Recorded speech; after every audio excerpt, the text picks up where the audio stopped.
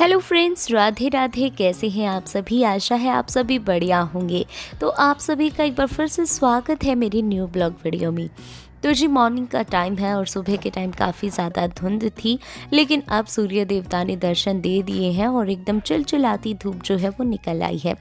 और जिसके बाद थोड़ी बहुत देर धूप में बैठने के बाद मैं लग गई हूँ चाय बनाने के लिए, क्योंकि सुबह मैंने चाय नहीं बनाई थी। मैं काफ़ी ज़्यादा लेट उठी थी, सुबह के 7 बज चुके थे मैं उठी तब, क्योंकि रात को मैं काफ़ी लेट सोई थी, इसलिए सुबह उठ नहीं पाई।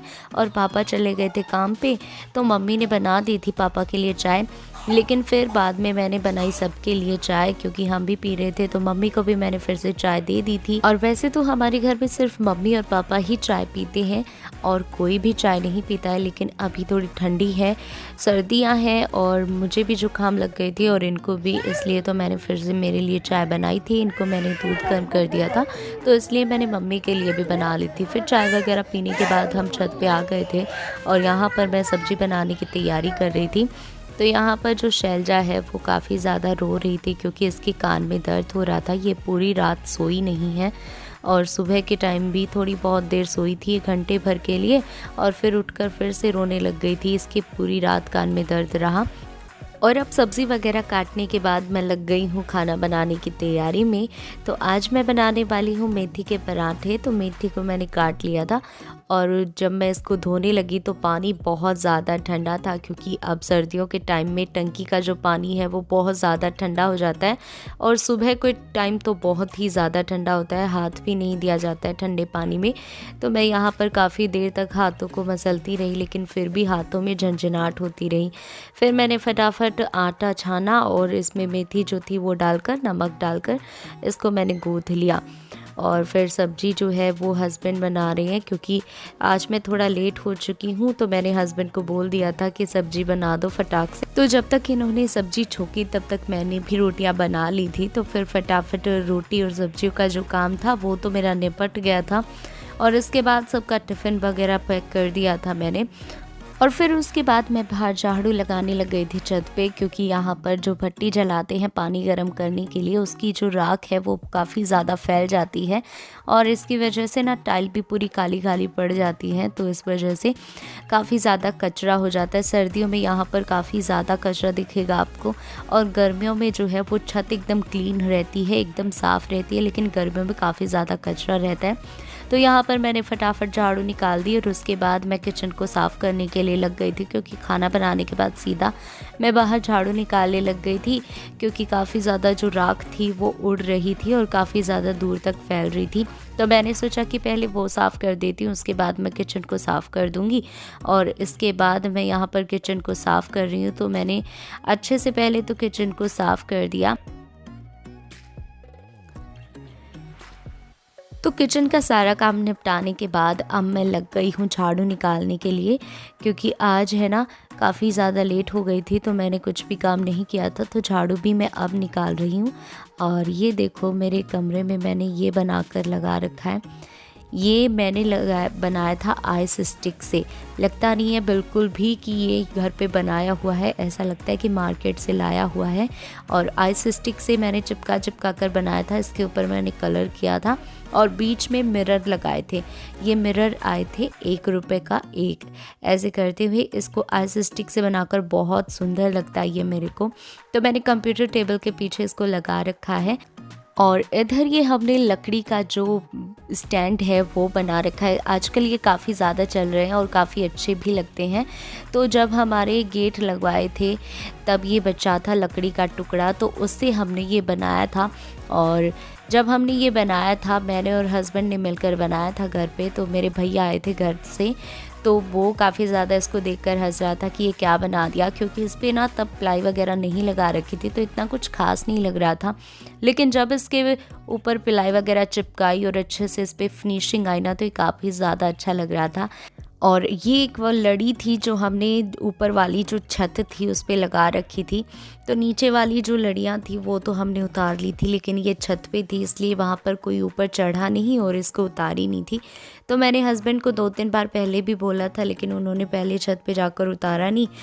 फिर कल हस्बैंड ने इसको उतारा था, तो अब मैंने इसको ठीक करके रख दिया था और फिर कंप्यूटर टेबल पर मैंने कपड़ा मार दिया था, क्योंकि झाड़ू वगैरह निकालते हैं तो थोड़ी बहुत मिट्टी जो है वो जम जाती है। और यहाँ पर जो डस्टिंग है वो मैं कर दूँगी। और फिर यहाँ पर मैं डालने लग गई थी सब्ज़ी, क्योंकि कल शाम को हस्बैंड लेकर आए थे और रात को जो है वो काफ़ी ज़्यादा लेट हो गया था। मैं खाना वगैरह बनाने लग गई थी तो मुझे ध्यान नहीं रहा। और फिर सुबह के टाइम जब मैं झाड़ू निकालने लगी तो फिर दिखा तो कि मैंने सब्ज़ी निकाली नहीं थी। तो मैं अब यहाँ पर सब्ज़ी निकालने लग गई हूँ, क्योंकि पॉलीथीन में सब्ज़ियाँ जो है वो ख़राब हो जाती हैं और धनिया तो थोड़ा बहुत हो भी गया था। तो फिर मैंने फटाफट से यहाँ पर जो सब्ज़ी की टोकरी है उसमें मैंने सारी सब्ज़ियाँ लगा दी थी।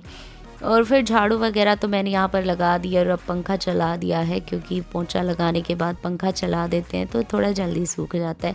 वरना शैलजा अगर उठ गई और वे इधर उधर घूमने लग जाती है तो फिर वो जूते ही जूते पहनकर पूरे हर कहीं ख़राब कर देती है। तो पंखा चला देते हैं तो थोड़ा जल्दी सूख जाता है।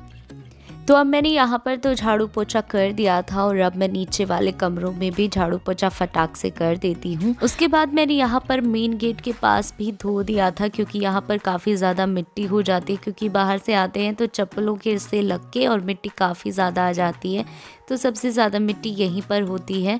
तो मैंने फटाक से एक बार चप्पलों को धो दिया, क्योंकि इन पे भी मिट्टी लगी हुई होती है और इनसे काफ़ी ज़्यादा मिट्टी हो जाती है। इनको धोकर मैंने यहाँ पर फर्श को और बाहर पैड़ियों को एक बार धो दिया, क्योंकि धोने से जो मिट्टी है वो अच्छे से साफ़ हो जाती है। वैसे डेली तो हम नहीं धोते हैं, क्योंकि जो लकड़ी के गेट हैं वो ख़राब हो जाएंगे, इसलिए पोछा लगा देते हैं, लेकिन हफ्ते में एक या बार या ऐसे तो हम धो ही देते हैं। तो मैंने यहाँ पर फटाफट धो दिया था। फिर उसके बाद मैंने मोटर वगैरह के पास भी अच्छे से साफ़ कर दिया था फर्श को, क्योंकि यहाँ पर भी हाथ वगैरह धोते हैं तो थोड़े बहुत जो छींटे हैं पानी के उससे थोड़ी सी गंदगी जमा हो जाती है। तो इसलिए मैंने यहाँ पर भी ब्रश से अच्छे से साफ़ कर दिया था। फिर पानी वगैरह डालकर वाइपर से अच्छे से क्लीन कर दिया। और फिर मैंने बाथरूम को और टॉयलेट को भी साफ़ कर दिया था, क्योंकि मैं जिस दिन सर धोती हूँ उस दिन टॉयलेट और बाथरूम को भी साफ़ कर देती हूँ। और सर नहीं धोते हैं उस दिन मेरा टॉयलेट वगैरह धोने का बिल्कुल भी मन नहीं करता है, क्योंकि फिर मन नहीं मानता है कि सर नहीं धोए और उस दिन बाथरूम वगैरह साफ़ कर देते तो पूरा दिन अजीब सा लगता है। उसके बाद मैंने छज्जे वाली जो बाथरूम थी, टॉयलेट था, वो भी साफ़ कर दिया था। और फिर मैं नहा धोकर आ गई थी, तो मैं यहाँ पर पूजा पाठ करने लग गई हूँ। मैंने धूप वगैरह जला दी थी मंदिर में। और उसके बाद मुझे लग गई थी जोरों की भूख, तो हमने बनाई थी धनिए की हरी चटनी, लस्सी थी, रोटियाँ थी और जो हस्बैंड ने आलू गोभी की सब्ज़ी बनाई थी वो थी। तो फिर हम लग गए थे खाना खाने के लिए। और सर्दियों में तो हरी सब्जियाँ जो है वो काफ़ी ज़्यादा अच्छी लगती हैं और हरी सब्जियाँ ज़्यादा आती हैं सर्दियों में, जैसे जो बथुए का रायता होता है, पालक का रायता या फिर धनिए की चटनी वगैरह, ऐसी चीज़ें बहुत अच्छी लगती हैं सर्दियों में। और उसके बाद हम खाना खाकर उठे ही थे तो शैलजा भी उठ आई थी और अब इसके कान में थोड़ा बहुत दर्द जो है वो ठीक था, तो ये आराम से खेल रही थी। और उसके बाद सारा काम फिनिश करने के बाद मैं लग गई थी यहाँ पर मेरे कपड़े सिलने के लिए। कुछ कपड़े जो थे वो मेरे जो है उनके टाँके खुले हुए थे, तो मैं यहाँ पर सबसे पहले तो उनको ठीक करने में लग गई थी। तो कुछ आध सूट थे जो उनको मैंने ठीक किया, फिर जो मेरा बचा हुआ सूट था जिससे मैं 3-4 दिन से लगी हुई थी वो सिलने में लग गई थी। तो आज का मेरा ये था मॉर्निंग से लेकर दोपहर तक का रूटीन। तो अब हमारा जो ब्लॉग है वो हम यहीं पर एंड करते हैं। अगर वीडियो पसंद आया हो तो वीडियो को लाइक और चैनल को सब्सक्राइब ज़रूर करना। मिलते हैं ऐसी ही एक और नई वीडियो के साथ, तब तक के लिए बाय बाय।